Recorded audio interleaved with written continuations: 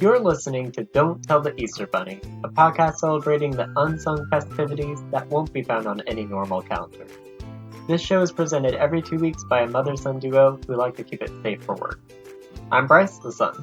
I'm Misty, the mom. And you can reach out to us at Don't Tell the Easter Bunny for Instagram and Facebook, and at Don't Tell the EAS1 for Twitter.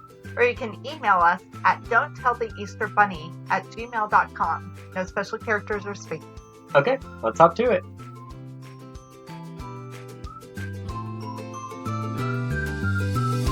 Hi there, everyone. Welcome to the show. This is Bryce and Misty post-recording. As a bit of a disclaimer for this episode and the one that is following after and coming out on the same day, is that we're kind of playing around with reformatting a few things when it comes to recording the show. So actually, this is going to be a part A and a part B kind of double episode. If you are listening to part A, please go and continue into part B, which will be out as well. And then if this is part B, please go back to part A, either when you're done with this or, start from the very beginning. Thanks for listening. Okay, so you've got the next one. Yeah, it is actually on July 4th, and it is Sidewalk Egg Frying Day. So, July 4th is a remarkable day for many things in the American tradition. We associate this day with the approval of the Declaration of Independence by the American Congress in 1776, and we celebrate it with many fireworks and grilled foods in the twilight sky. But less formally known, roughly 2 decades after the Declaration of Independence, another declaration was made to the American public, the Louisiana Purchase. And in 1827, on July 4th, New York abolished slavery. And going back to part A, kind of like a tie-in with all this, Lockheed Martin had its first flight of the Vega on July 4th, and the Freedom of Information Act was signed into law on the same date. So, but finally, of course, the 4th of July also celebrates Sidewalk Egg Frying Day. I know, it fits in very well, right? With everything else. Especially living in Florida. Yeah, exactly. Exactly. Yeah, you're supposed to have laughed at the first time I said it, but yeah. So, Mom, I know that you used to teach science for kids in public schools. And did you ever try teaching them how to fry an egg on the sidewalk? Not on the sidewalk. We made solar ovens. Okay, that doesn't count. Oh, well. No, I've never tried on a sidewalk. Okay, well, I'm sure it could be done, though. Maybe. I mean, okay, so I was going to pose the question. Do you think that it's actually feasible to cook an egg on pavement or asphalt or whatever it is? I think, yeah, probably. However, personally, I would want a pan or something underneath it, just because I don't think I would want to try eating one off the sidewalk. What, you don't want some bacteria on there? Be good for another science experiment, yeah. I'm sure. Well, so I kind of want to pose that question, right, as I'm going into what does it take to kind of maybe do this or not? And by talking about that, we're going to be talking about heat. And so we're going to go a little sciencey for a minute. And there's one other interesting factor about the 4th of July, and that is that it comes a couple of weeks after the summer solstice, which is the day when the northern hemisphere is oriented nearest to the sun. And it also means that it is the day with the most sun exposure of the year. Contrarily, this is the winter solstice in the southern hemisphere, and so they receive the least amount of sun exposure and sunlight. And it flip-flops, right? So when the winter solstice is here, it becomes the summer solstice there. Right. But you might think that the day that receives the most amount of sunlight would actually be the hottest day, right? Like, that's what my common sense was telling me. It seems like it, yeah. Yeah, right? But it turns out that that's not the case. And that's because Earth actually has to process a lot of the heat that's coming in. And so it kind of, the hottest days of the year, they appear about maybe a few weeks to a few months after the summer solstice is over with. And that's what is known as seasonal lag.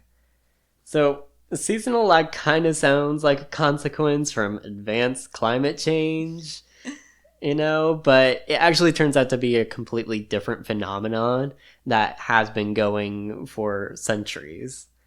And meteorologists would explain that the reason why we experience hotter days several weeks later than the solstice is because the Earth can absorb a lot of heat before it actually begins to change the mean temperature of an area, the average temperature of an area.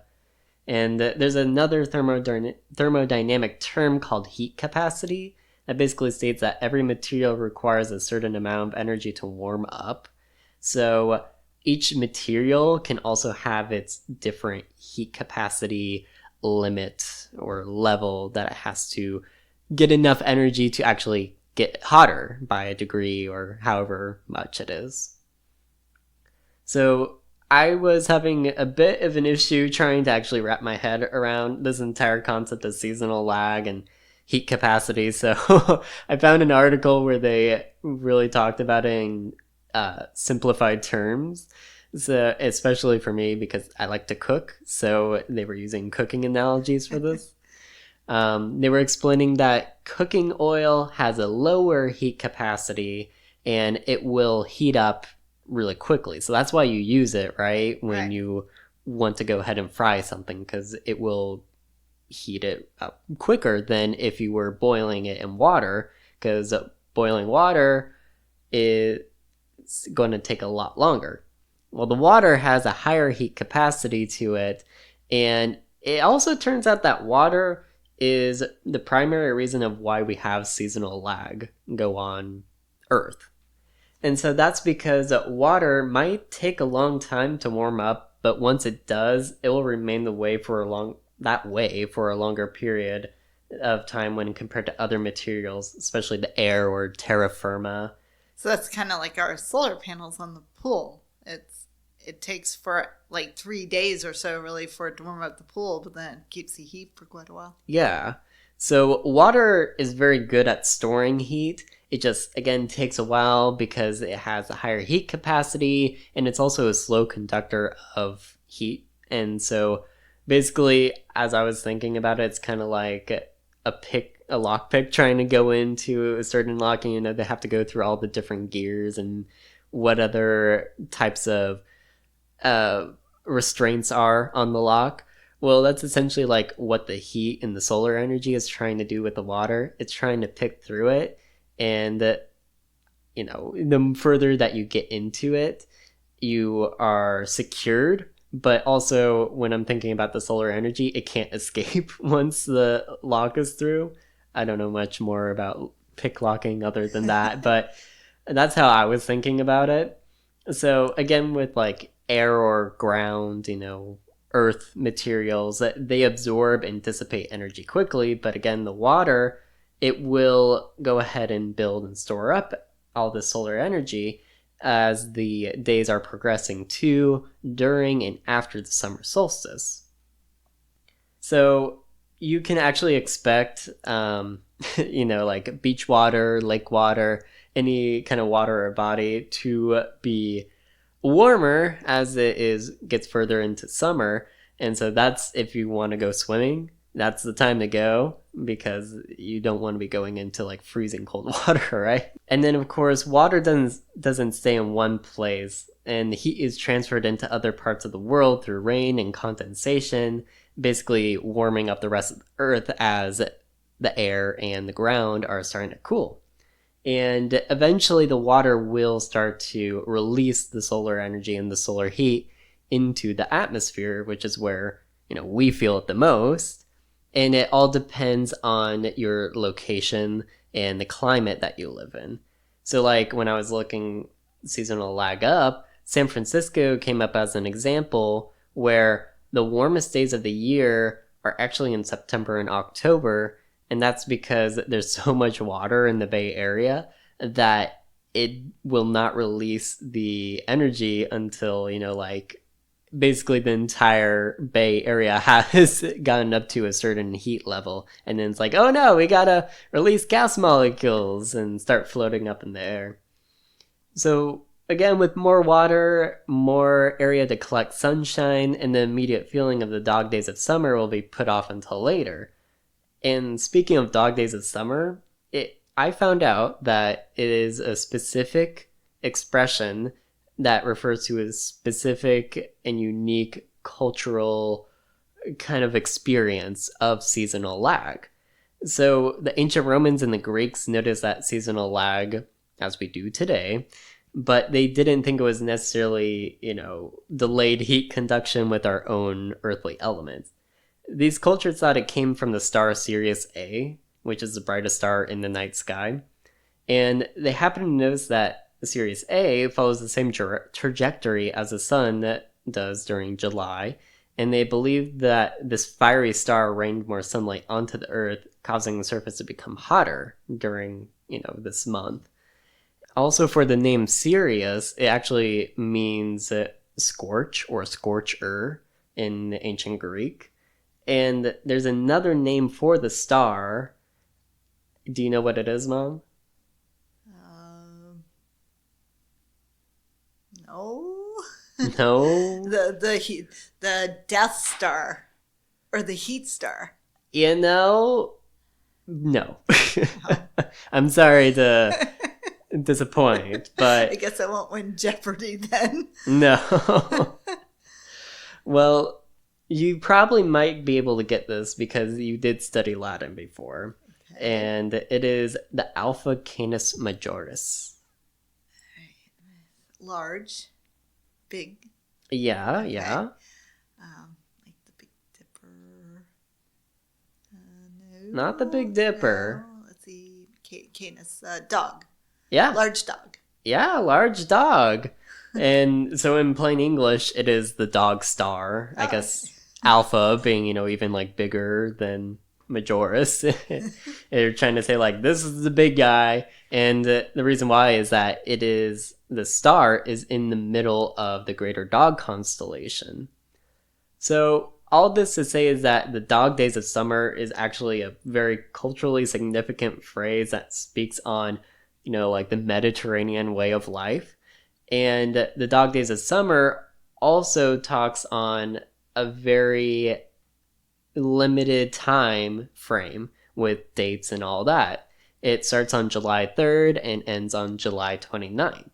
And that, even to this day, if you refer to the dog days of summer, no matter what your climate is or what latitude you live on, it's always going to refer to those days.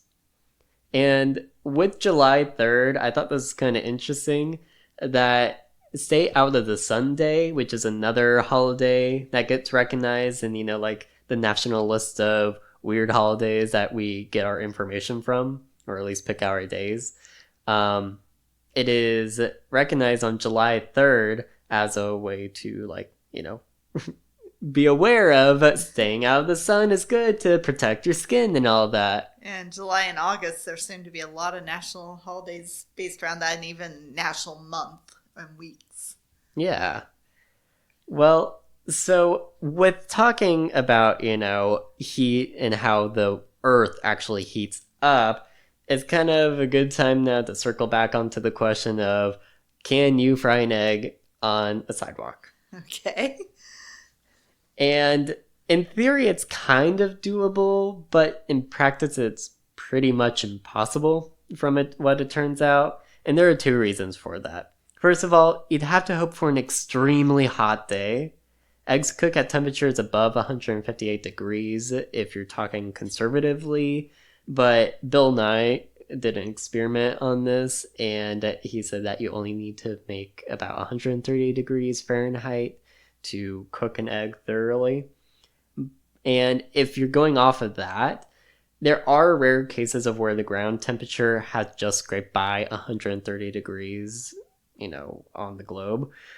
but anything above 140 degrees for ground temperature is kind of questionable because the heat capacity limit of concrete is very low. So basically, like you won't ever get to the point of getting 158 degrees, which is needed by most scientists and most chefs and whatever, I guess it is, say you need to cook an egg. And then secondly, concrete and asphalt are not the best conductors for heat, so it already has a, low heat capacity. It's not going to get high temperatures on it. But those who have tried the experiment of doing it on pavement have demonstrated that heat doesn't transfer evenly to the egg. So the final result comes out poorly, if not downright undercooked. Like, it still kind of looks like a glob of yolk that's been barely touched. But even though it is almost impossible to fry an egg on a sidewalk, it doesn't stop the people of Oatman, Arizona. They celebrate this holiday, and they've been celebrating it since 1991 when Fred Eck, a member of the town's Chamber of Commerce, had decided to bring in an annual egg frying contest. Fred Eck or Fred Egg? Okay, now you're trying it. You didn't get exactly before. Now you're thinking you can get by. Well, the contest that's hosted by Fred Eck pits teams against each other to creatively fry an edible-looking egg. It actually doesn't have to be eaten after it's done cooking, but it has to look like you could go ahead and put a fork through it and put it on maybe like avocado toast or something. So you have to cook this egg with only solar energy, which means you can't have any lit fire, so no gas, and you can't use any electronic equipment. And the egg has to be cooked within 15 minutes time. Anyone is free to register for the event, and teams consist of 1 to 3 people in total. And there has to be one person that actually fries the egg, but the 2 other people can be assistants. I assume from basically what they do is they get different materials to create contraptions to help assist frying the egg. Because, of course, again, you can't get enough heat just from the ground. So they'll go ahead and use glass jars, like mason jars, or they'll be using aluminum foil or mirrors to help focus the heat onto the egg frying surface area. Participants also probably shouldn't be scared of big crowds. From what I was looking up, they're maybe expecting about 1,500 people this coming year. Wow. I know, right? It's got to be hot to watch, too. I know. They actually said that in the rules of, like applying and all that, what age do you have to be for this? They said any age is welcome, age 1 through 101. And I'm thinking, first of all, you put a limit saying 101. But also, what kind of like 90-year-old person is going to be out there? I don't know. Gosh, when we've been walking on some of the mountains and stuff, there are some senior citizens out there that could definitely like whiz by me. So you never know. There might be some tough people. As long as you bring enough water and shade, I guess you're good. I guess so. So some things to help out, or at least like be aware of if you are going to be cooking out on this day at this contest. I think you definitely need a great team name, because I was going through older contests. They had names that were like exactly Team to Beat. Okay. I like that one. Yeah. I like that one a lot. I actually don't think Team to Beat won, because I think it was Sexy Solar Chefette that year. That one. So you think they won because of their name and not their frying ability? I mean, with a name like that, it's pretty hot and on fire, right? I know. So do they get points for their names? Like for the creativity? I am not completely sure about names. Prizes are awarded, and the only article that I could find where they listed different categories for people participating in the contest The categories are youngest contestant, absolute showmanship, which might be what I would imagine to be, like the names getting points under that category. Best costume. So what, you So, could dress up like bacon to go with your eggs? yeah. And maybe like a toast to go along with it, because people have also brought their, other supplies for this. So generally, it looked like from the photos, you would be placing a frying pan down on the sidewalk, cracking the egg, and then these eggs also are supplied by the town. You get 2 chances at it, Okay. but you can bring whatever else, right? Even cooking food stuff items. So I read that people have brought potatoes and bacon and all sorts of other things who kind of dish up, serve it nicely. Going back to the categories, there's the best cooking contraption. So, like, to give you an idea of kind of what, invention and creativity goes into these contraptions, Fred Eck was talking with some news site where he was explaining that one year there was this open aired box that the egg was put into, and he referred to it as looking like the Death Star. So going back to your Death Star comment, and I guess it was basically all these different mirrors on top that just would bounce off of each other and then eventually reach its way to the egg and heat it up from there. That's basically the solar oven. That's kind of how we made the solar oven. It was just kind of open with mirrors that reflected down. Okay. Or like tinfoil, so it could also reflect. Maybe I'll take back my comment earlier then. If it's acceptable for the Oatman, Arizona egg frying contest, I guess it's okay for you guys, even though it was not just on the ground. Yeah. Well, you did say frying an egg on a sidewalk, so I mean, it wasn't really the sidewalk. Yeah, well. So the final category that I could find also was the contestant who's traveled farthest away.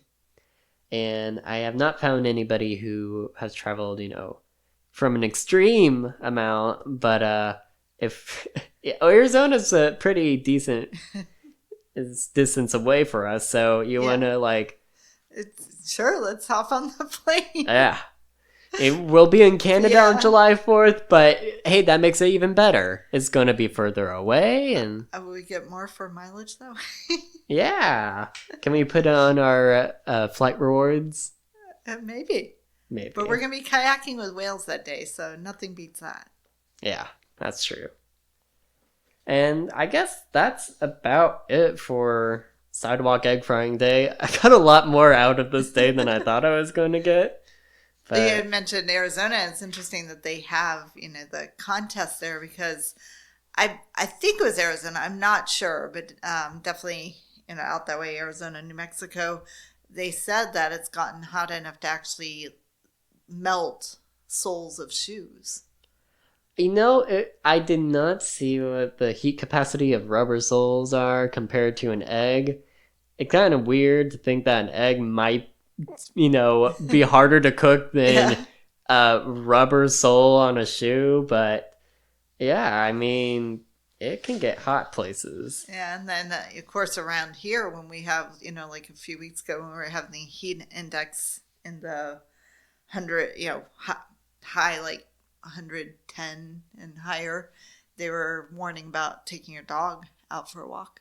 Yeah, no, don't. Puppies' feet can get burned pretty badly. Poor puppies. So either put booties on them or just do your little egg frying contest inside. Yeah. Which I guess, to celebrate the holiday, I guess that's what I recommend. Flying to Arizona and being part of the competition. Or that. You can go there or you can do a science experiment at home. Yeah. Whichever one is less costly for you, I suppose. That was interesting because I guess I never, even teaching science, I didn't think about heat capacity and that it wouldn't warm up enough. But I'm sure if you get like a Teflon pan, that heat capacity would actually be a little bit different. But then you're not truly, I guess, really frying an egg on the sidewalk, So I don't know if that would really fit the bill. Sure. But anyway. And I guess I should put a little asterisk on all this. Again, like I said, I was having a bit of trouble wrapping my head around seasonal lag, heat capacity, what other, thermodynamic and thermal conduction things we were talking about. So if I did get anything incorrect and not quite on point, you can please let us know. I will not be offended. Talking about the solar panels again, one of the interesting things is they say if your pool is too hot during the day and you have solar panels, run them at night.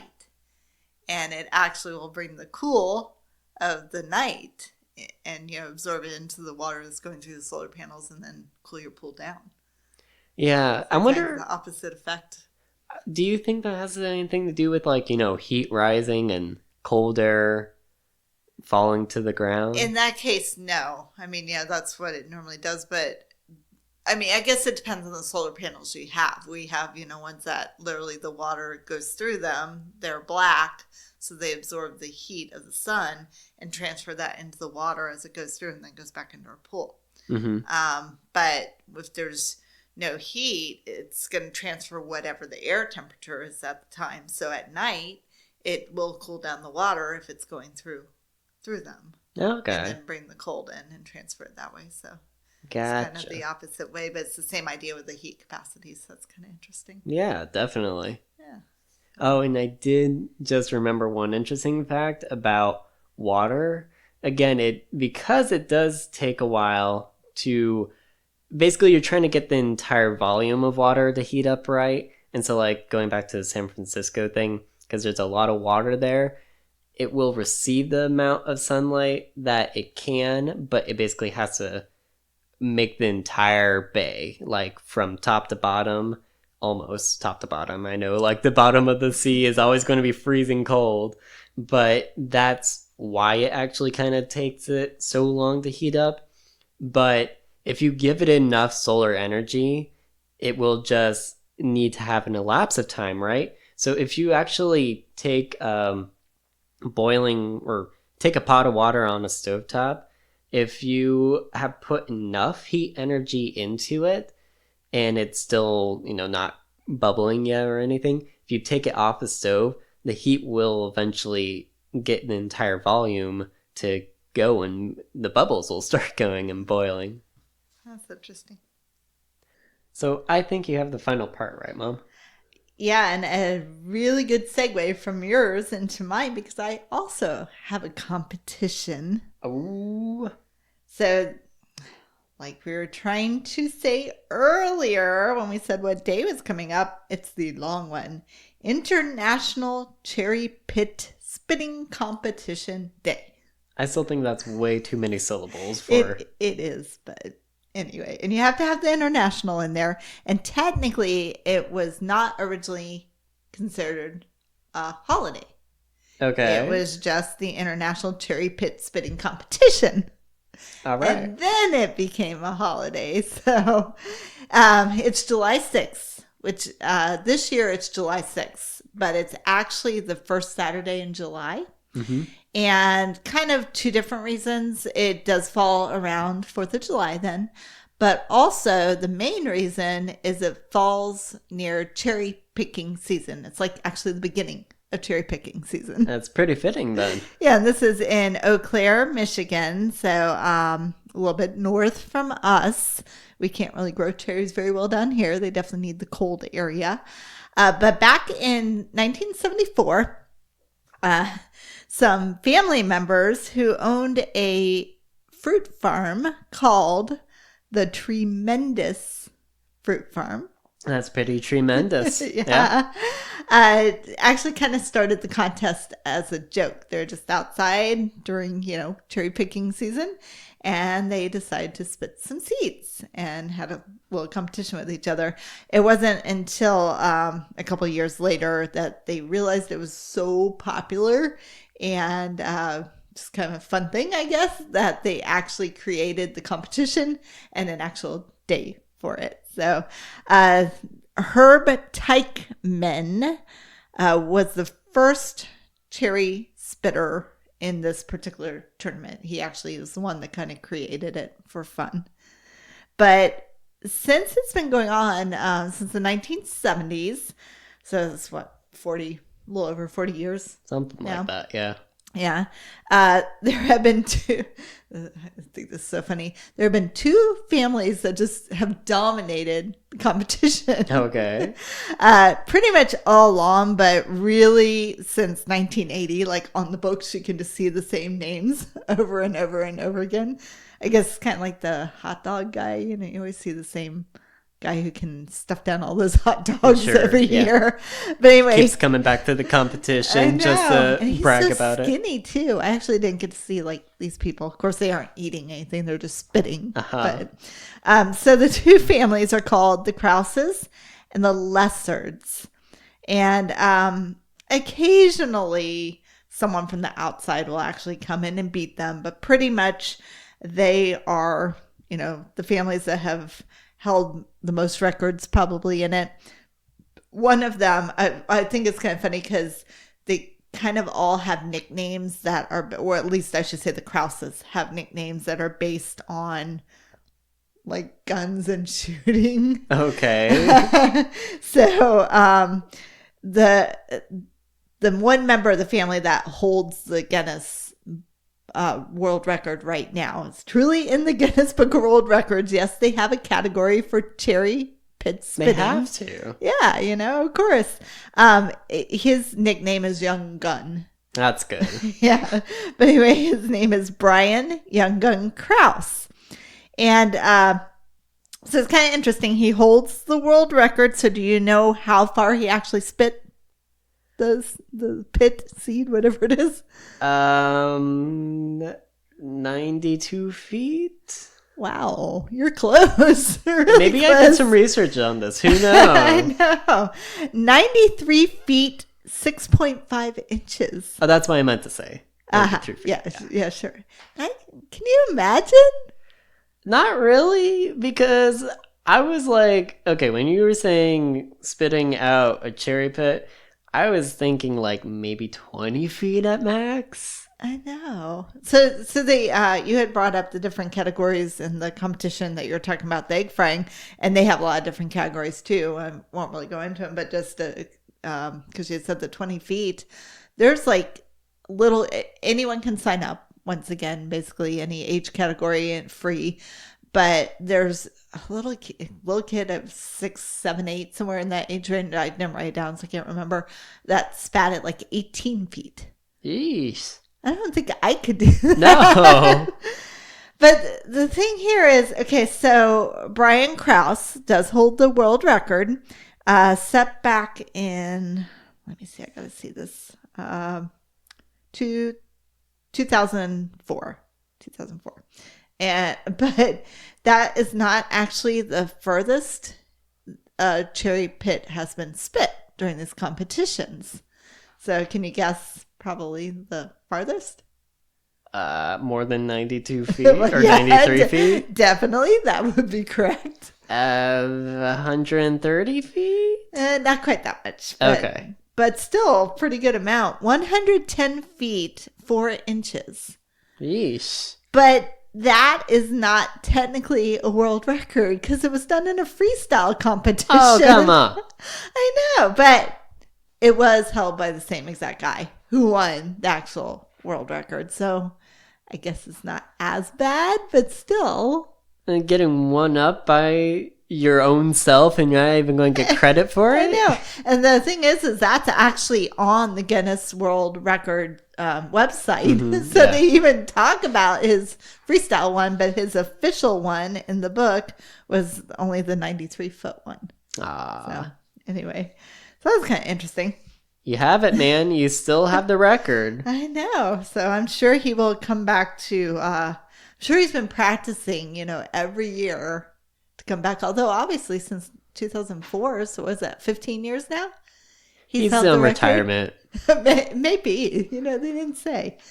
So, and they didn't. It says young gun, but doesn't say how old he is. So, anyway, but you had talked about rules, so they have rules, and it's funny because on their actual site, they talked a little bit about like you have to sign up. It's not even sign up before 12. You actually have to come and do a qualifying event by 12 if you want to be in the competition later. But anyone can just come and sign up for free.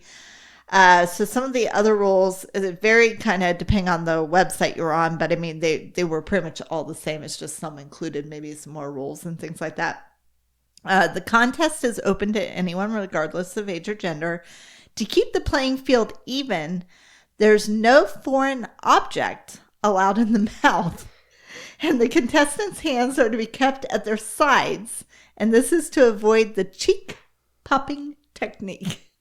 Did they say what the cheek popping technique is? They did not, but I would guess that it's kind of like pushing out your lips, like, almost like grandmas do to kiss the lips or whatever, or a fish. And then I don't remember Grandma ever doing that, but okay. And then I'm getting some air and popping it out. I really don't know. Participants are measured in their height, and based on their height are given a unique foul line. Kind of like golf, like as a handicap. Yeah. And this way, the taller people don't have an advantage over their shorter counterparts. But I thought about that. And actually, I think taller people would be at a disadvantage because their cherry pit's going to be higher up to fall down with gravity. So it could fall down quicker. This is a science teacher, yeah. So let's go with that. Anyway. What a dilemma. So everyone is given 3 cherries and 3 chances. Okay, so this is interesting. So I'm getting these right now from Ripley's Believe It or Not, these particular rules. But on one of the websites, it actually said what kind of cherry. And of course, it's the cherry that they grow. So it's the Montmorency cherry. Okay. And so it can only be that cherry.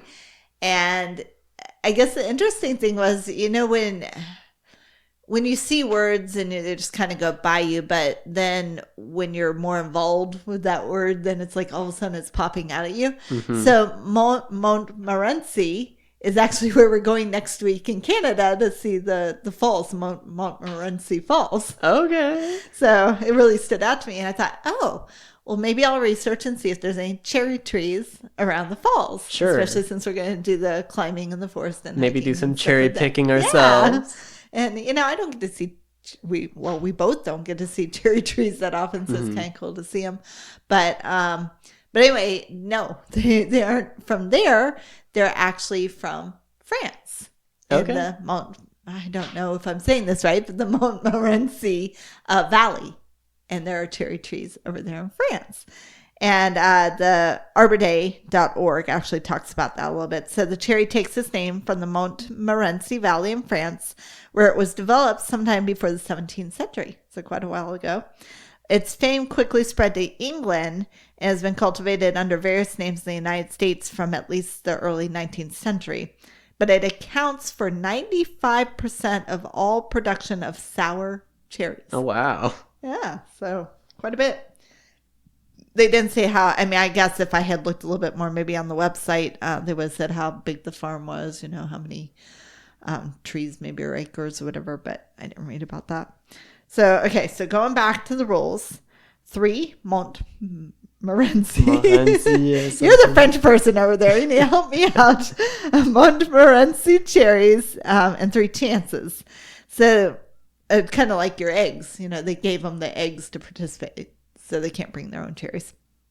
So the cherry is inserted into the mouth hole, and the contestant has 60 seconds to eat the flesh of the fruit and then spit the pit as far as they can. That seems stressful. I know. I don't think I could eat it and then spit out. I'd have to remove the pit and put it back in my mouth. Yeah. But they, somewhere else I was reading, I didn't write it down, but just when I was reading about it, they talked about cherry pits are really good for spitting because when you first take off that flesh, they're like super slippery. They've got some kind of wet envelope around them. Okay. So they're especially good for spitting like long distances. You know, you guys, if you ever need to spit some fruit out of your mouth, go for a cherry. A cherry, that's right. But You're only targeting somebody. A Montmorency cherry. Montmorency in specific. But yeah. I got to thinking, so like, since you can't bring your own cherries, and they give you the 3 cherries, like, do they measure them? Because they need to handicap that too. Someone could be at a fair, fair advantage or disadvantage or whatever. Because if you got a bigger cherry and a bigger pit, it's gonna be heavier, and the aerodynamics aren't quite working.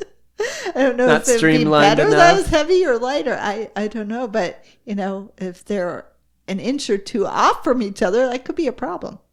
That's a really big cherry. Are they supposed to get that big? I don't know. I don't look that far up. Just the pit being an inch long. Like. Now, the Arbor Day site that I was on actually had a long page about them. I only took out the history and the lore, where they came from, but I mean, they had a lot of facts on this particular tree. So I don't know if I've ever seen that type of tree. The cherry trees I have seen are the ones up near, was it San Francisco? Well, San Jose, in that area, because we went to Winchester House and they had the cherry trees there. That because she was really into drying the cherries and stuff. All I know is cherry blossoms, and I don't even know if cherry blossoms are part of a really cherry tree. Yeah. So anyway, I guess we won't see them though next week, even though we're going to Montmorency, but they won't be in that area. They're pretty close. Yeah. So back to the rules. The longest spit of the 3 is recorded, and if the pit is accidentally swallowed, that chance is forfeited. Oh, no. So when I read that, it kind of reminded me of Grandpa. He was actually eating a cherry pie and bit down into one of the cherries and had a pit and broke his tooth. He forfeited the pit and his tooth. Yes, he did. I don't think he could probably spit after that.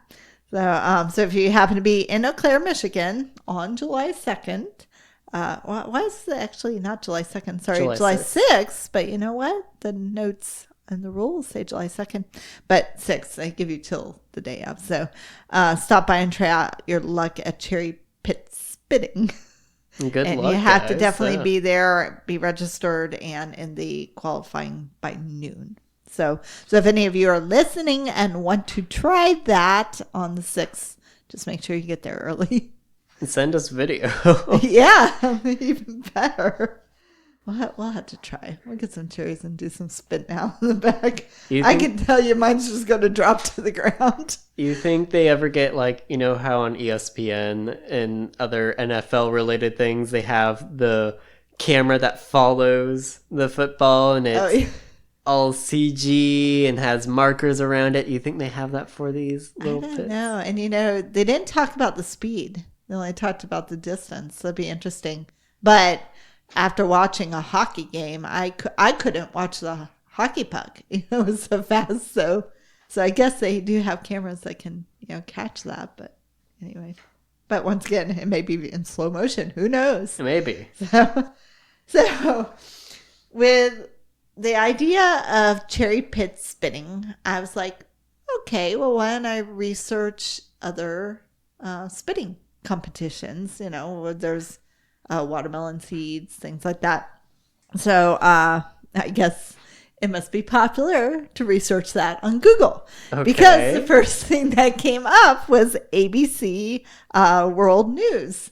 And they actually did a whole thing on the craziest world spitting competitions. That's pretty prescient, I know. So kind of made my work easy, like top of the thing there. But okay, when I went and actually looked at it though to pull these notes, I was grossed out by some of them. I'm just like, oh, I could not believe. So they are right. They are crazy competitions. So can you guess any? I'm thinking maybe like apple seeds. Well, I'm sure there's something out there, but it wasn't on their list of world's craziest. Pumpkin seeds? No. I I don't know. Can you give me hints? Well, it's not just seeds. Not just seeds. No, What? it's actually the craziest spitting contests or competitions, and there are some other things here that are not seeds. Okay, so not exactly fruit related and Not everything. necessarily. So now that of course one was given to you, they actually do have the cherry pit spitting competition on here. It's one of the world's craziest. So that's actually probably pretty cool for that tree farm to like be noted as one of the world's craziest ones. I guess so, yeah. Mm, are there just ones where you put rocks in your mouth or like pennies? No, you're getting closer though. Okay. So Okay, yeah, go no ahead. more I don't think suspense I'm here. gonna get anywhere with this. All right. So the first one is cricket spitting. Cricket spitting, okay. It's part of the annual Bug Bowl at Purdue University in Indiana. So have you, All right. have you ever eaten a cricket? No, I have not. I have twice.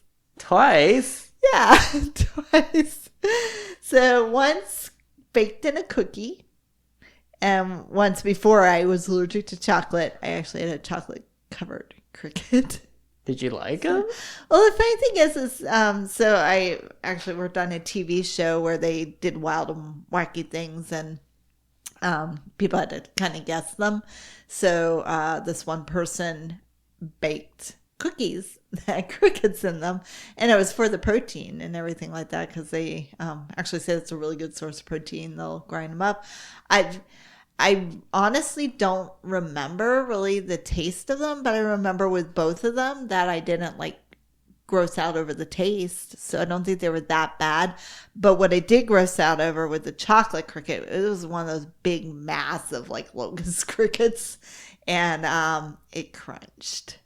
Ooh. So I say I ate it, but I really didn't. I took a bite of it, but I couldn't stomach it after it crunched. No. So, but I did eat the whole cookie. And you could tell, I mean, it wasn't like ground up powder like they make nowadays sometimes with that. It was literally, you could see the head and stuff like that in the parts. I guess it didn't turn you off too much if you had it twice. If you Yeah. ate crickets Like twice. I said, I don't think it was a bad taste, but just, yeah, that crunch, I couldn't do it. So do you know what the record is for cricket spitting? Oh, I don't know. 32 feet, 1.25 inches. And it's stood since 1998. Man. Do they like have the crickets kind of help? Do they kind of like fly out the mouth? No, they can't because they're dead and slightly thawed after being frozen. Oh, that's apparently. just sad now. And the only reason I could think of why no one's won since 1998. No one's brave enough to try it, maybe. Probably not. Or they throw up so it doesn't spit out. It just kind of comes out. That might be the case. Yeah. So anyway. Okay, so next one. Not as crazy. Olive pits. Okay, yeah. So Israel last year staged its first olive pit spitting contest with the hopes of breaking the world record of nearly 100 feet.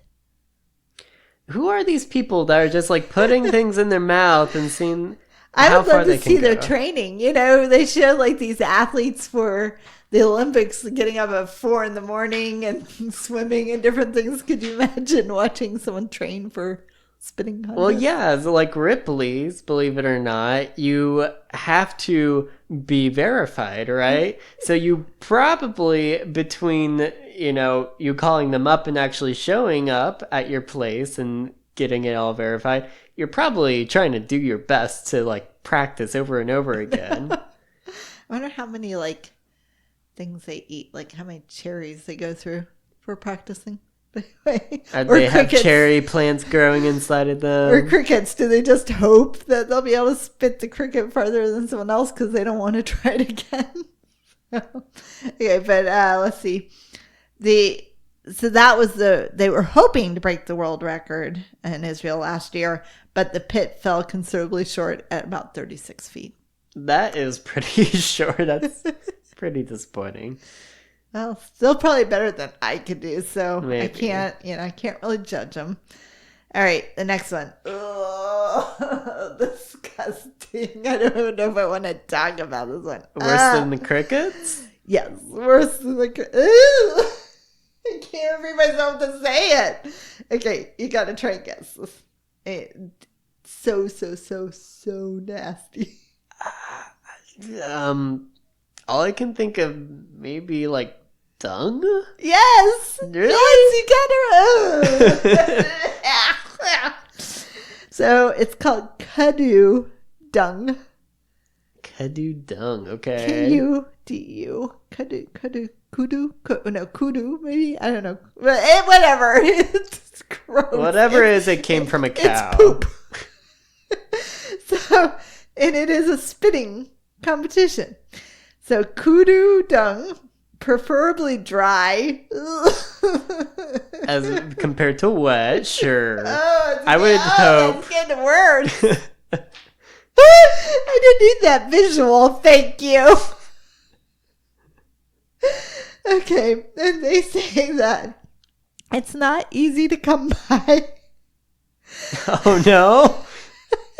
They don't just like pat on whatever animal it is, a cow or something, be like, hey buddy. Apparently, it's an antelope.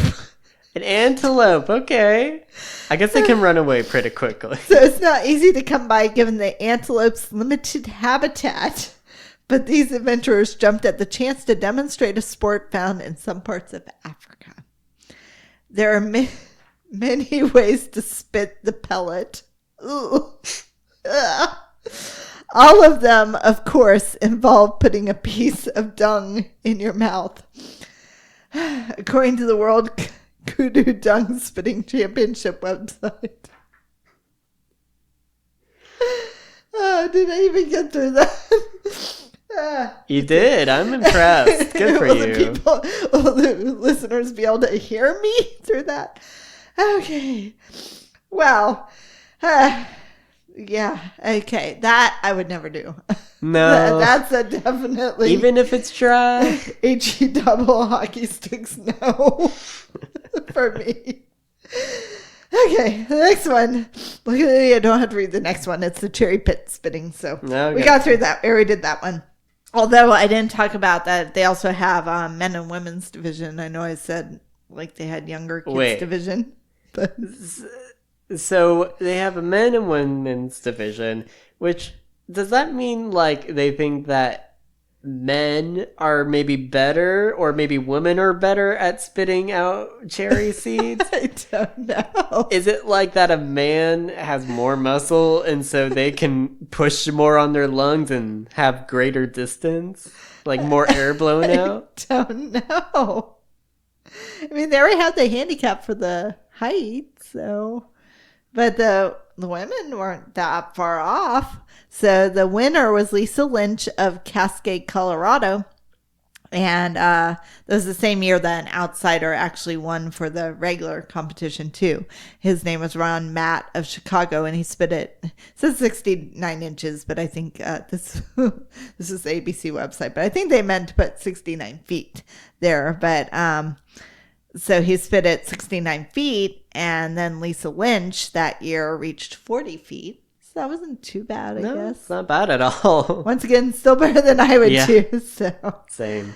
All right, so the last one that they have, very interesting, because it's not even, well, I mean, I guess some of these are inanimate objects as well, but a champagne cork. You know, champagne bottles already do the job of spitting it out.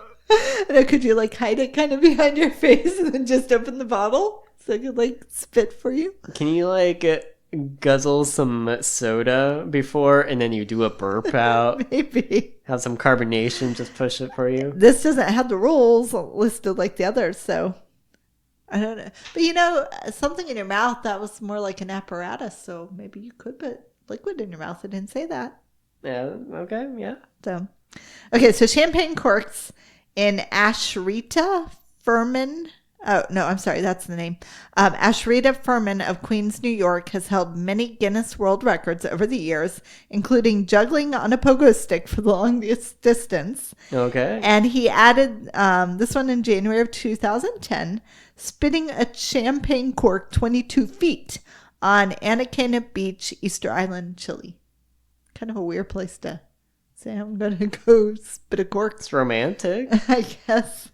But I guess actually the interesting thing is that, it's in the ABC thing of the spitting competitions, but it really doesn't talk about a spitting competition. So I don't know if maybe they just pulled that from the world records, just that he did the spitting, or if there was a true competition. He did a competition with himself. Yeah, I guess so. So anyway, some interesting facts there. I can definitely tell you that I will not be spending any spitting competition day spitting dung. So we can cross that off our list of things to do on spitting days. But since this is specifically International Cherry Pit Spitting Competition, then I guess we need to spit some cherry pits. And we'll still be in Canada at that time. So it's truly international for us. Yeah, so that works. Maybe make a cherry pie.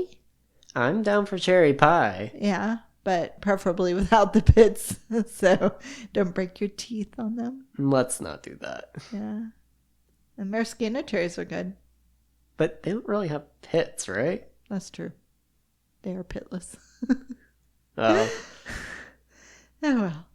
So, anyway, yeah. So I guess just spit cherry pits that day. Practice your technique so you can actually go next year on the 6th to join the competition and beat one of these Krauses or lessers. Lessers. Yeah, lessers. I think it was. Yeah. So, and beat the royalty of cherry spitting. Find your way into the Ripley's, believe it or not. Exactly. You got to be an outsider there. Well, that was fun. Yeah.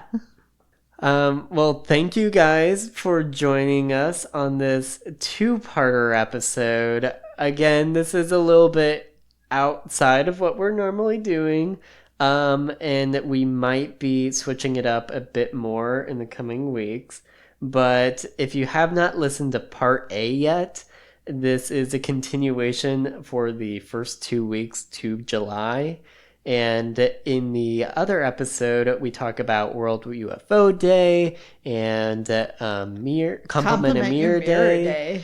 So please go back and listen to that. There's a lot more information that we, thought was very interesting and wanted to share with you guys. So, but other than that, thanks for joining us on this, journey through science experiments and through different food and inanimate objects being spit out of people's mouths. I thought crickets were bad. Yeah. But anyway, well, I guess we will see you all soon. Yeah. See you next time, y'all. Bye.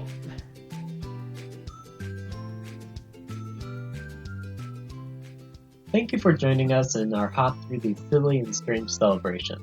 We'll be back again in 2 weeks with another assortment of holidays to inspire new traditions. You can follow us at Don't Tell the Easter Bunny on Facebook and Instagram, or Don't Tell the EAS1 on Twitter.